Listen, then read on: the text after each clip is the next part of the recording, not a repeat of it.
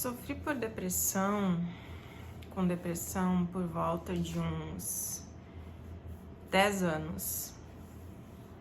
E não era fácil, sabe? Muita coisa, eu não entendia o que estava acontecendo, eu não estava totalmente consciente das coisas que aconteciam na minha volta. Eu não tinha maturidade também, não tinha idade suficiente, muitas coisas acabaram piorando durante a adolescência para a idade adulta, até que então, com 18 anos, eu tive uma decaída muito grande, me senti muito deprimida e, claro, fui procurar um médico, certo? Que esse é o correto a fazer, procurar um médico. Eu tomei alguns remédios naturais, de ervas e tal, né, homeopatias, até melhorei um pouco. Mas eu não consegui a prescrição de novo para aquele remédio, porque eu não tinha dinheiro para ir no médico. Eu também não queria pedir para as pessoas, então eu deixei para lá, até que as coisas começaram a piorar cada vez mais. E eu resolvi realmente procurar um médico, um psiquiatra, né? E fiquei indo e vindo, tomando remédio, não tomando, só que eu não tinha uma clareza mental do que realmente estava acontecendo comigo. Eu não tinha consciência do que realmente estava acontecendo comigo, eu não tinha tempo também de parar para pensar e refletir em alguma coisa. Eu tava correndo contra o tempo para entrar na universidade, mas eu esqueci de um ponto muito importante, eu esqueci do meu bem-estar, de mim mesma, sabe? Com esse vídeo, eu quero mostrar pra vocês como foi a minha evolução até agora, nesse processo de cura da depressão. E realmente a minha vida mudou. Depois de muita frustração, muito desentendimento do que realmente estava acontecendo, deixando de lado o vitimismo também, reconhecendo os problemas, mas criando uma responsabilidade, uma autorresponsabilidade pela minha própria vida, realmente as coisas começaram a mudar. E o principal, assim, que foi, vamos dizer assim, a chave da mudança da minha vida foi conhecer os livros da Cristina Cairo.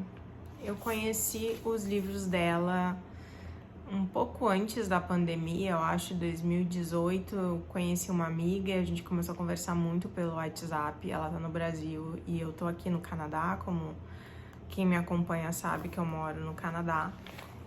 E ela me apresentou a Cristina Cairo, eu comecei a falar da minha vida, da depressão e tal, né, de outros sintomas que eu tinha.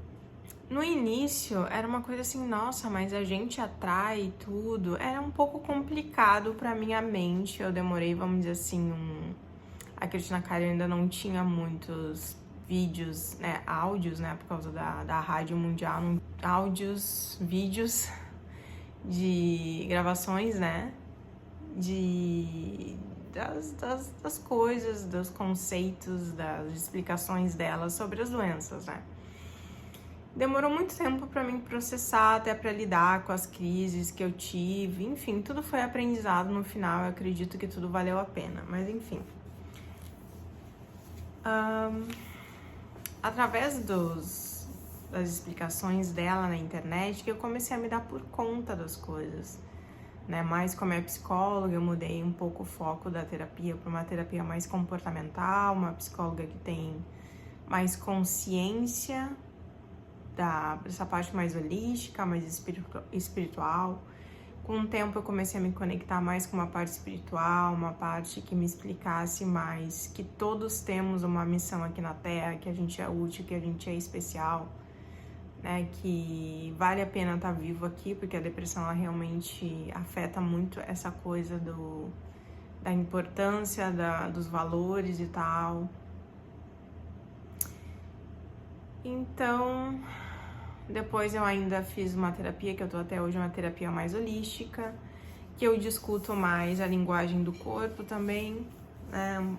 Algumas questões que eu gosto de me aprofundar na parte junguiana também. Mas foi assim que eu consegui mudar e ter mais consciência, através da meditação também, né? Que eu, infelizmente, com a correria da vida, eu medito menos do que eu gostaria. E eu ainda tenho lapsos de inconsciência, vamos dizer assim, ficar no automático do subconsciente das coisas. Eu ainda tô nesse processo de tomar mais consciência das coisas também. Então, o que eu vim trazer é desse livro 1, Linguagem do Corpo 1, a parte de depressão, que fala sobre depressão. Nessa parte, a Cristina Cairo fala um pouco das coisas dela, da experiência dela. Muito interessante, assim, para quem quiser ler. E aqui na página 663, eu vou ler algumas partes e vou conversar um pouco com você sobre meu ponto de vista. Então, a meu ponto de vista e principalmente a minha experiência. Isso daqui não é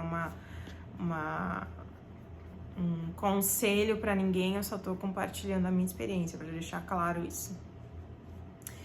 Então ela diz aqui: lembre-se de que a depressão é raiva e frustração que se instalam em nosso coração quando não entendemos os porquês das perdas, das doenças, das mortes, dos desamores, das traições e das angústias. Por isso, quero mostrar que existe a porta de saída dessa dor e que será necessário primeiro entender as leis universais e depois, passo a passo, caminhar corajosamente para fora desse pesadelo. Então, ela fala que da raiva, da frustração no nosso coração quando não entendemos os porquês das perdas, das doenças, das mortes, dos desamores, das traições e das angústias. Então, mostrando um pouco a minha história, bem pouco assim eu vou falar pra vocês, até pra não me expor muito na internet. Eu tive uma vida ok, mas a minha vida foi de certa forma um pouco difícil. Eu tive que, durante a minha vida, de me deixar de lado, muitas vezes, de cuidar de algumas pessoas da minha família, de fazer o que as pessoas da minha família queriam, ser uma pessoa passiva, não era aceita quando eu queria me impor, o que eu fazia para fazer as minhas coisas, sobre as minhas ideias, seguir o meu coração, eu simplesmente fazia e ignorava de uma forma silenciosa, para não ser prejudicada. Ao mesmo tempo, eu gostava de ajudar muitas pessoas. Então, eu dei dinheiro. Por exemplo, trabalhei lá um mês numa loja, e minha irmã pediu dinheiro, eu dei todo o dinheiro para ela, nunca voltou. Então, coisas assim que aconteciam. Outro exemplo queriam botar o meu nome na conta de telefone, só que meu nome ia ficar sujo no SPC, acho que é SPC que se fala ainda. Então eu não botei meu nome, eu simplesmente não botei, porque eles não podiam me forçar a assinar nada, então eu não botei. Então assim era a minha vida, aquele negócio meio de puxar, e daí eu tinha raiva, claro, eu tinha raiva disso, eu tinha raiva porque eu queria fazer as coisas do jeito que eu queria ser eu mesma, só que eu não conseguia e eu não culpo a minha família, né? Porque realmente eu não quis me impor, porque quando a gente quer fazer as coisas, não importa, a gente enfrenta o mundo e de certa forma eu não quis enfrentar, eu quis ficar lá encolhidinha, quietinha e engolindo sapo e, como diz aqui, raiva e frustração. Raiva, porque eu tinha medo de ser eu, frustração de ser eu mesma, frustração porque eu não realizava meus sonhos, eu deixava tudo de lado em prol das vontades de outras pessoas, né? Cheguei a deixar de lado o meu ensino médio, o final do meu ensino médio, depois eu tive que ir para um NEJA, finalizar o meu terceiro ano, eu rodei em alguns anos da escola também, em função da minha mãe estar deprimida, não consegui me ajudar, tem lá o jeito dela, não consegui me ajudar. E eu entendo, ela deu o melhor dela, né? Minha avó também, a maioria das pessoas da minha família tem, né, desafios com a saúde mental deles. Então, é uma coisa que aconteceu e que eu entendo hoje, mas nessa época eu tinha muita raiva, muita frustração que eu não conseguia demonstrar, que eu não botava pra fora. Então isso, claro, isso vai envenenando a gente, né? É uma coisa psicossomática que eu acredito. E não conseguia entender certas perdas também, o fato, não passei na faculdade ou coisa do tipo, né? Tinha um salário pequeno, perdi chances de trabalho, de oportunidade de trabalho, perdi meu pai faleceu, né, logo em seguida, depois do meu 3º ano. Doenças, mortes, desamores, eu me senti o patinho feio, excluída, eu achava que as pessoas não me amavam, e a maioria das vezes eu sentia que as pessoas queriam alguma coisa em troca, elas realmente não estavam ali para me ajudar, elas estavam ali por algum interesse. Então eu senti esse desamor, né, essa exclusão mesmo. Então faz sentido o que ela tá falando no meu caso, pro meu caso. E depois ela fala aqui das traições e angústias. Bom, traições eu sofri bastante, muitas pessoas não cumpriam o que elas diziam na minha família, né? Eram ofensivas e não estavam nem aí mesmo, não tinham escrúpulos, né? E o meu primeiro namorado, ele não tinha escrúpulos também, então eu acabava atraindo isso, né? A lei da afinidade, né? Só que a questão é que muita gente não entende essa lei da afinidade. Aí tu vai me perguntar, tá, mas Paula, como é que tu atraiu esse cara? Tu era uma pessoa boa, né? Tu queria o bem das pessoas, tu tinha a tua raiva lá e tal. Bom, eu atraí porque eu tava num estado passivo. Porque eu tava num estado de carência.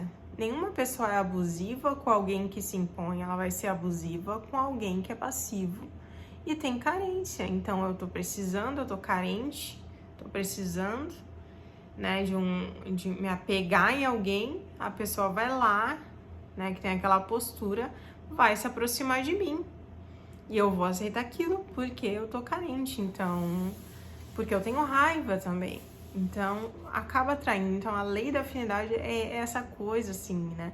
Não é uma coisa que tu é igual, é afinidade. Não é que tu é igual à pessoa. Não existe isso. Não existem pessoas iguais também, né? Então, essa é a minha história. É isso que faz sentido pra mim, que realmente faz todo sentido pra mim. Depois que eu entendi as leis universais, que eu até penso em fazer um vídeo mais aprofundado do meu entendimento das leis universais, tá? Aí eu converso, né? Faço esse vídeo aí com uma forma de conversa, apontando principalmente as experiências que eu tive que faz sentido hoje pra mim, que pode mudar com o tempo, né? Mas é o que faz sentido hoje pra mim. E ela fala aqui que tem que compreender as leis universais, depois passo a passo a caminhar corajosamente para fora desse pesadelo. Realmente eu vivia um pesadelo. Era uma frustração muito grande, até que o meu corpo não aguentou, minha mente e meu corpo não aguentou, eu fui parar no hospital mesmo, né? Adoece num ponto, eu explodi mesmo, eu tive crises de tensão, de medo e tomava remédio, chegou um ponto que eu não sabia quantos remédios eu tinha tomado, eu parei no hospital mesmo, entendeu? Então, isso pode acontecer. Para evitar, tu tem que ter um autocuidado, uma consciência. É evitável? Provavelmente eu passei por tudo isso para dar uma consciência maior para as pessoas com o meu exemplo, né? Então, é complicado, mas tem coisas que a gente precisa viver na pele para entender. Essa é a verdade. E daí depois ela fala aqui: saiba que ninguém é vítima de ninguém. Pelas leis de Deus, apenas cada um atrai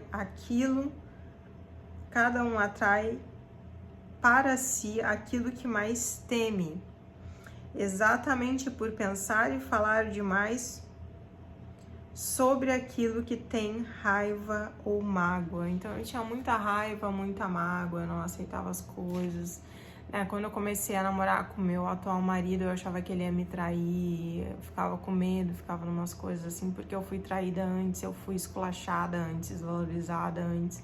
Mas eu entendo, é a pessoa que é assim, não é meu problema, e eu perdoo com certeza.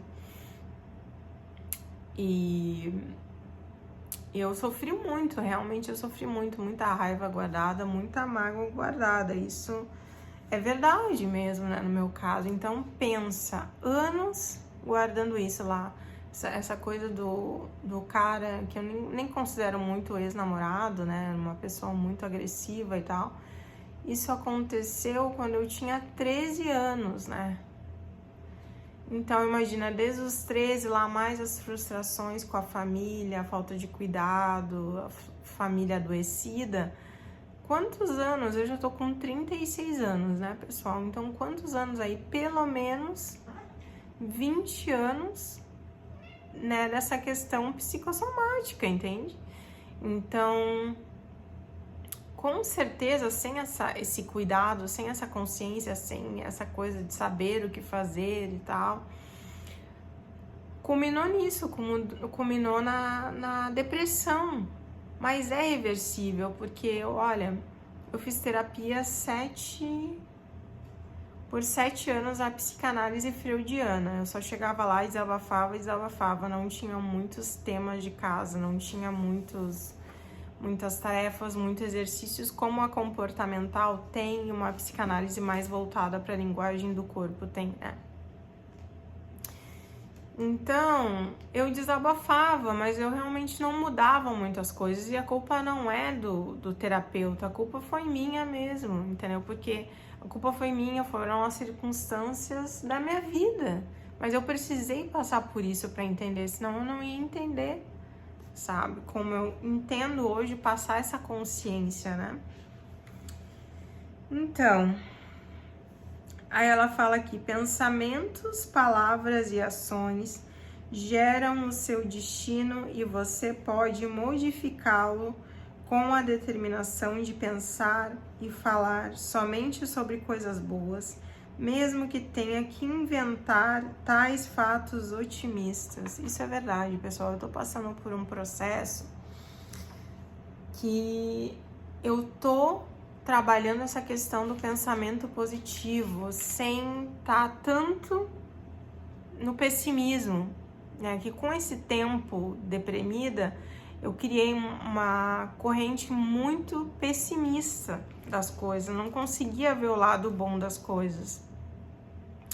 De certa forma, eu consegui sair da frequência da minha família, de toda essa bagunça, essa confusão, das limitações deles e coisa, porque eu saí da frequência deles, eu fui procurar outras coisas, né? Eu via, por exemplo, a bagunça na minha casa e o desleixo e as coisas que aconteciam lá. Eu procurava, sei lá, comprava livro com pouco dinheiro que eu tinha.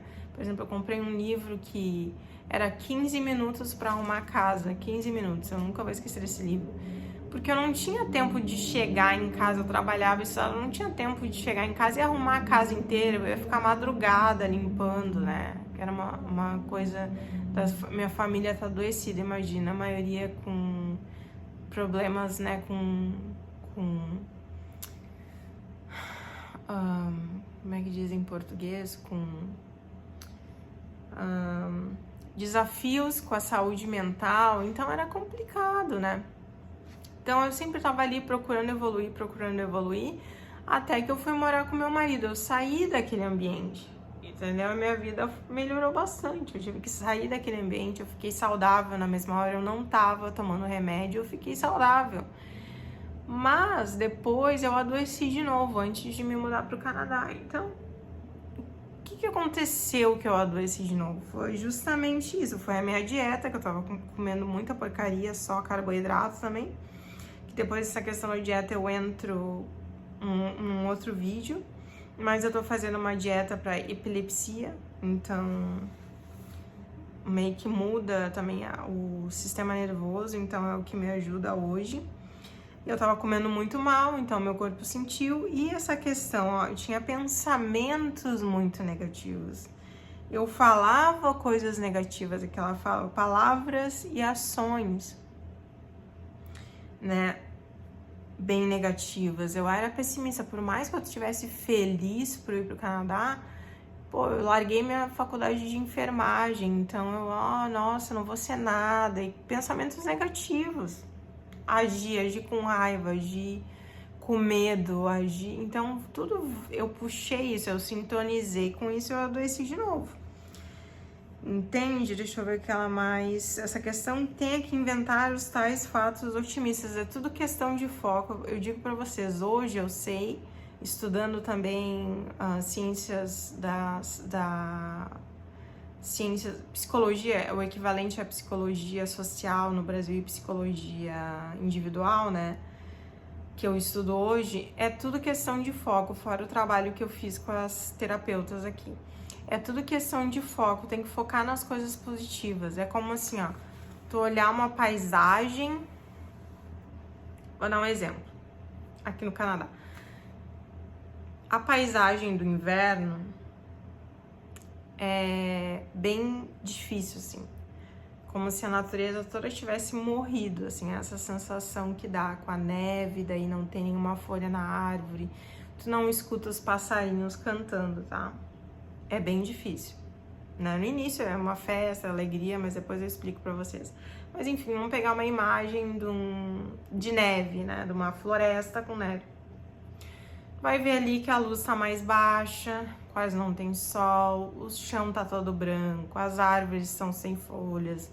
É dependendo do ponto de vista que tu vê, tu vai ver, nossa, mas tá tudo morto, não tem passarinho cantando, não tem bicho passando, tá muito quieto. Pode ser que tu pense isso. Daí tá caindo a neve, nossa, tempestade, meu Deus, eu preciso ir pra um lugar que eu fique a salvo. Por outro lado, tu pode olhar pra neve, nossa, a neve é branca, que lindo, é a paz. Olha só, essas árvores estão dormindo, depois no verão vai encher de folha, vai ficar bonita e tal, né? Olha só, os animais estão dormindo, hibernando, né? Estão hibernando, olha só essa neve caindo, que lindo, Natal, lembra aqueles filmes, né, com a neve caindo e tal, enfim. Depende do ponto de vista. O que eu foquei na primeira?